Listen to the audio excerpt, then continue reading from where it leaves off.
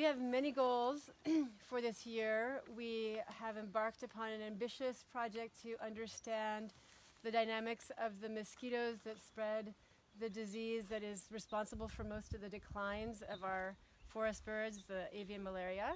So that's a new thing for us. We are bird experts, but we're not mosquito experts. So this year we will have a lot of learning to do as we understand where the mosquitoes are and where they aren't, and at what times of year they're there and what times of year they are not. And the goal of this is to help us understand where we need to control mosquitoes so that they do not come into contact with the birds. Another main goal for this year is to continue to control the invasive rodents that prey on the birds' nests and kill the female, the mama birds, when she's incubating her eggs and her nestlings. So we will continue to do that work at 2 sites across the Kauaʻi. Another new goal for us is a new project to understand the movements of the birds throughout the Kauaʻi.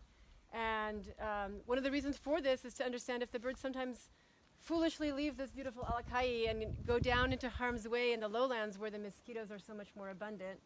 And so we have been erecting these towers that pick up little radio signals that we attach to the back of the birds and log the data. So even when we're not there, we know where the birds are.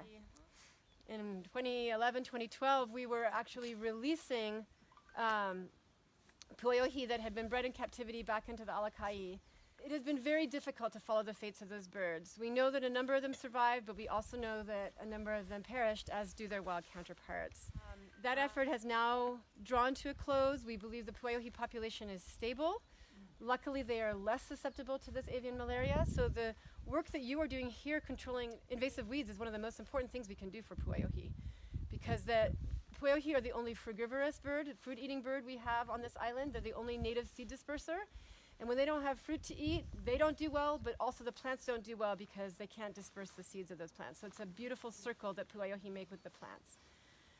And then the other really ambitious project we've had in the last few years is collecting eggs of Akikiki to start conservation breeding population. And I'm happy to announce that at this point in time we have 43 founding Akikiki.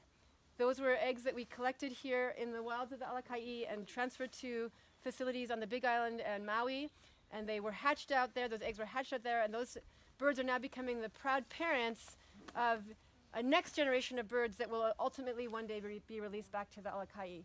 And in that next generation, we now have 2 small chicks. Aww. So that is going really well.